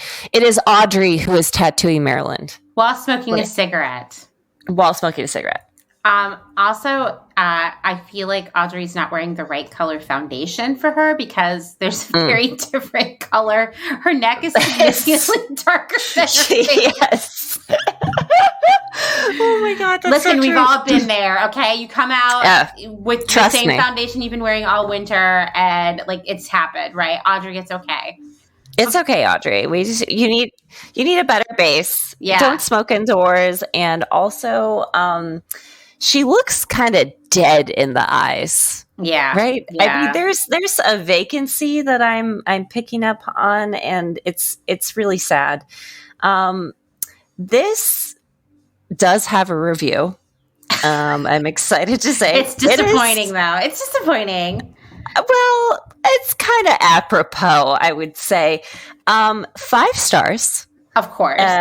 Submitted by Christina 4 years ago. So one could assume that either they continually reorder this item or this stock has been sitting there for quite some time. I think it's an evergreen. Yeah. It's definitely an evergreen. Christina says, great for auction at bike event. Oh, but you forgot the title. Woo. Woo. That's right. That's right. That's the best part.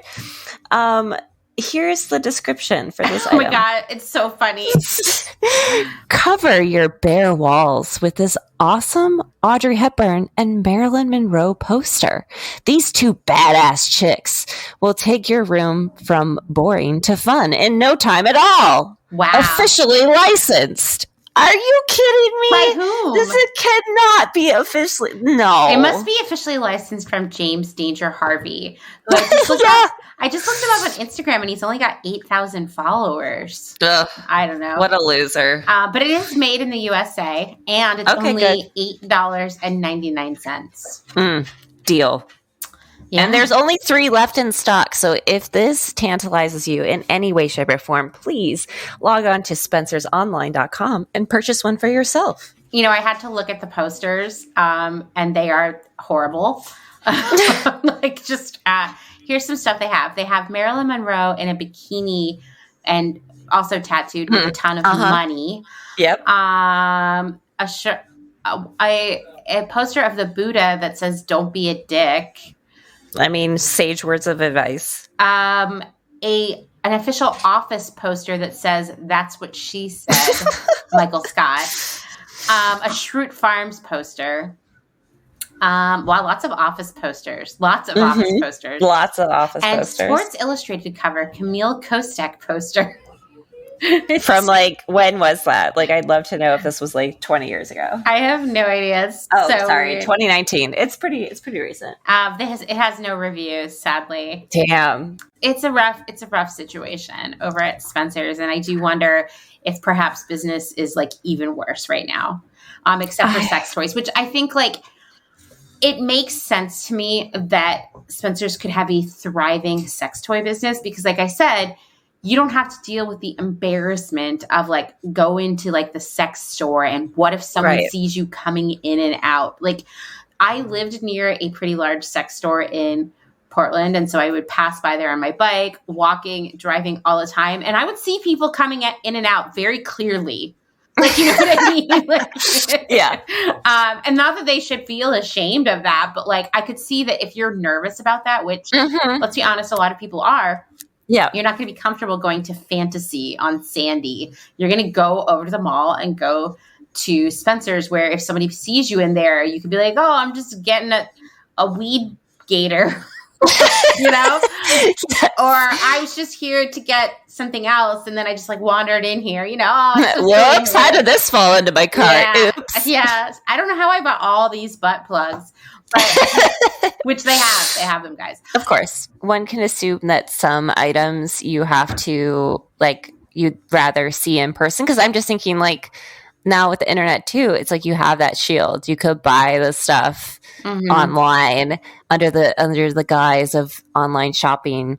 But I definitely could see like here in LA, Hollywood Boulevard used to be littered with sex shops, right? So like if you wanted to buy something, you knew you were going to go in. Like it was grimy. Like Hollywood is much better now than it was before, but like back in the day, you go to Hollywood, it was disgusting. It was really trashy, really dirty, and there were so many sex shops. So I could see the appeal of foregoing those stores and going into Spencer's instead in the Glendale Galleria, a little bit more copacetic, one might say. Totally, and then you can go to Target. You know, like you can get all your exactly.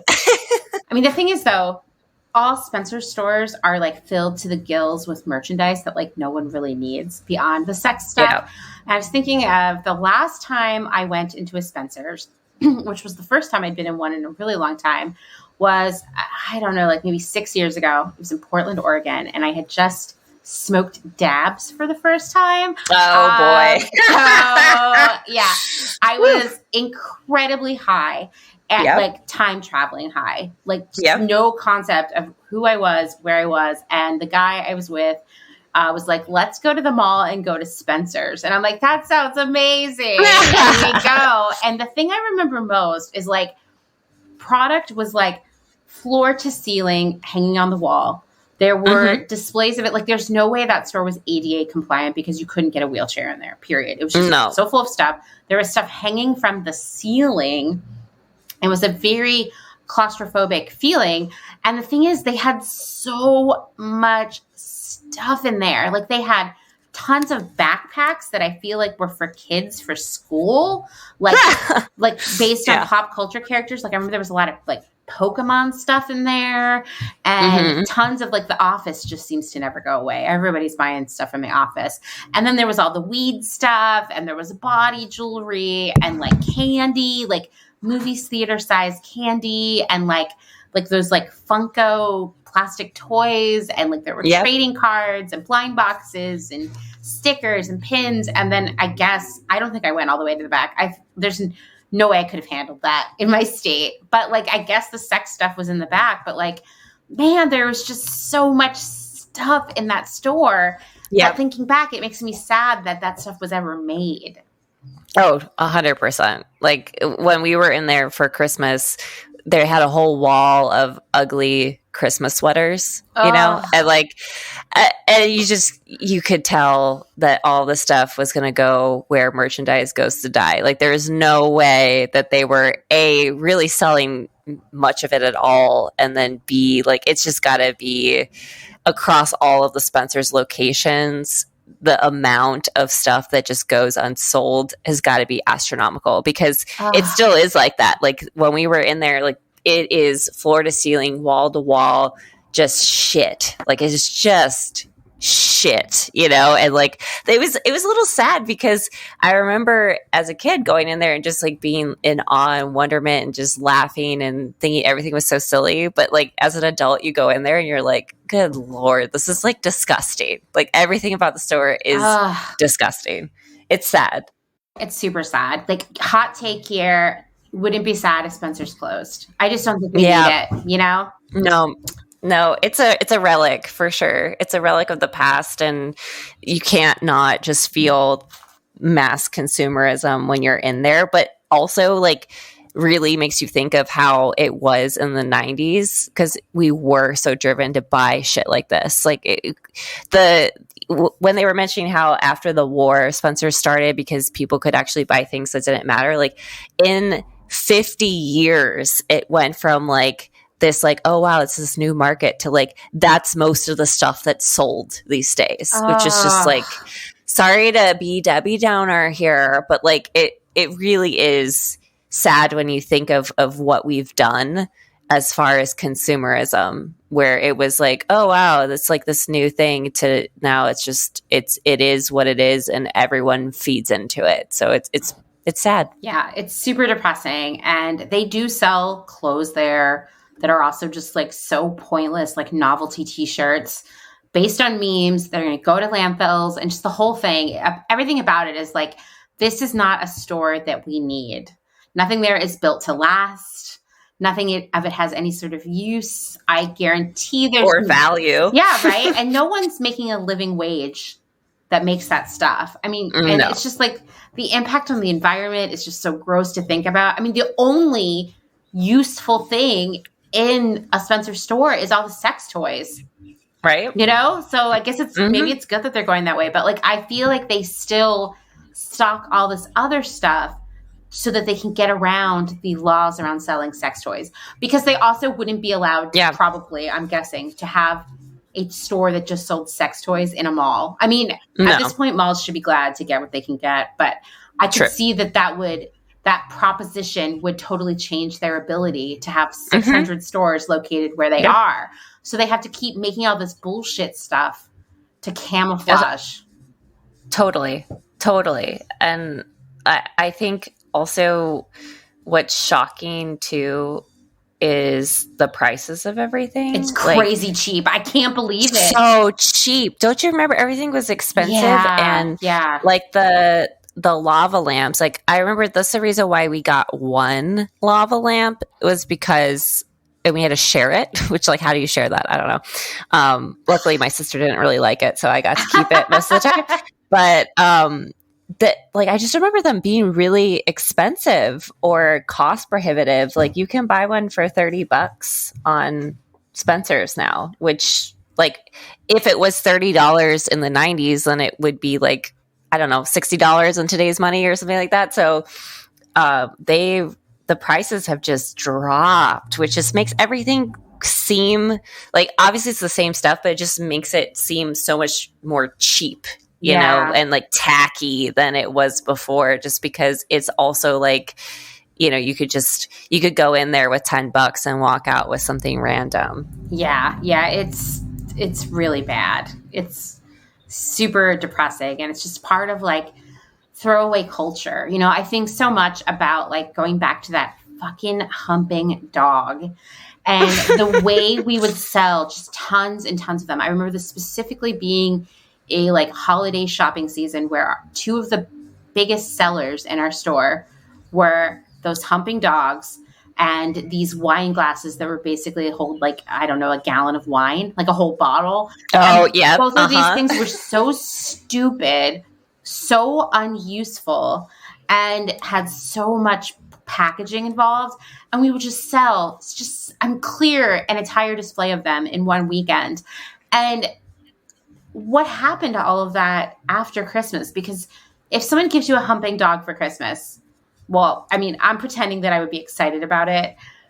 A day after that, I'd be like, well, this isn't interesting anymore. I'm not going to pass this on to my children. I'm not going to put this on display. What? You know what I mean? Are you sure? Are you sure? I guess I should have bought a bunch though and sold them on eBay for $40. Yeah, just held on to them for all these years. I can actually tell you about the wine glass because I have been a recipient of that item. Actually, recently, well, I think it was probably a couple years ago, my mother-in-law gave me one for Christmas, and I was, you know, I saw it, I laughed, I was like, oh God, one of these, you know, and when I opened the box, there was no styrofoam, there was nothing to prevent this giant thin glass from shattering. And so what happened in transit? It shattered. I opened up the box. It was in a million pieces. Dude, that is exactly how they were. That's so funny. And so we would damage a ton of them out too. Because they were just like in like a clear plastic box. And they were sort of held in place with some cardboard. But that was it. That's it. Yeah. That was it. It's good to go.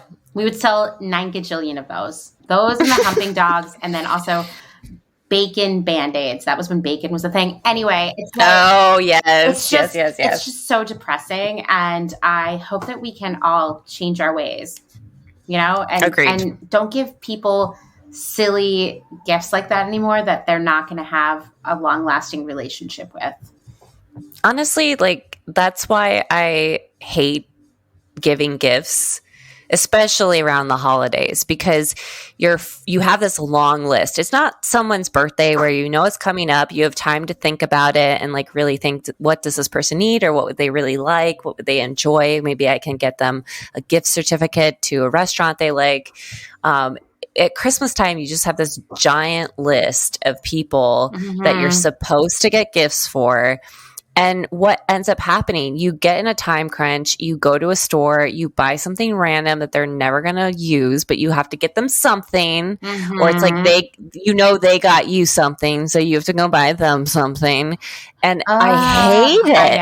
I hate it because I just like, I have so much stuff already. Like when you, after Christmas or after the holidays, and you just look at the pile of shit that you now have to find a place for, that you know, like half of it, it's just like, I'm not going to use any of this. So I've asked people to just not buy me things anymore, because it's like, unless you're like, man, I saw this, or it's like from a thrift store, or you saw this at a store months ago and we're like, this is Meredith, I have to buy it for her. You know, in that case, please go ahead. Like, you have joy there, and it's something that you think I'd really connect with. But this, like, oh God, it's your birthday, let me go buy you, like, you know, I don't know, a pair of earrings that you don't really need, or, you know, it's just like, it's just shit, man. I'm just tired of shit. Like, I'm at that point where I'm just tired of shit. I don't want shit. Yeah, no, I agree. I mean, I've definitely had that conversation with my family over the last few years. Like, let's just stop. You know, that's not what the holidays are about anyway. Exactly. And it's been nice, you know. And this year for Christmas, I only exchanged gifts with Dylan and Dustin, and we did a completely secondhand Christmas. It was so fun. So, that's great. And I felt like everything was really meaningful because it had been like a project for us to go out and find the best things. So, yeah, let's just cancel Spencer's. Yeah. Sorry, Spencer's. It's fun to reminisce, but we don't need you anymore. We don't. Your time is gone, and I wish it had never existed. I'm sad to say that, but that I'm holding a grudge over that pepper gum.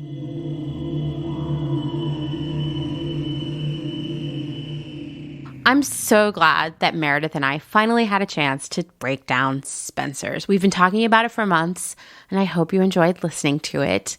Meredith will be back in our next episode, where we'll be talking about what it's like to experience layoffs in the fashion industry. And I'll also be sharing more of your work stories. So it's not too late to share your work stories, especially if they're about retail, because I really want to do a whole roundup of retail stories. You can share them via email, the Clotheshorse hotline, or by recording a voice memo on your phone or computer and sending it to me. And of course, you can be anonymous. Just tell me that's what you want, and I will ensure that your identity is protected. All the contact info for sharing your stories is in the show notes. Before we wrap things up here, I just want to reiterate what Meredith and I talked about there at the end. According to the internet, in a pre-pandemic world, Spencer's did about $500 million in sales each year, which obviously is a boatload of money. About half of that came from Spirit of Halloween sales. And I don't need to tell you that a big chunk of the stuff purchased from Spirit of Halloween ends up in a landfill before Thanksgiving. And some digging around that I did indicated that on average, Americans alone spend about $8 billion on Halloween stuff each year. Most of it's plastic. It's definitely not biodegradable. And to be honest, that stuff costs the customers a decent chunk of change.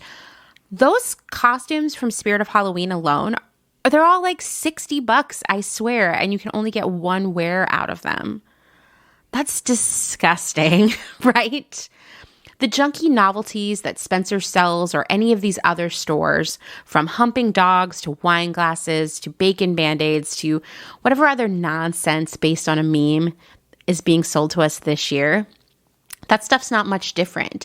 And it's terrifying to imagine a world in which one company is selling $500 million worth of future garbage. No, near future garbage. No, extremely near future garbage every year.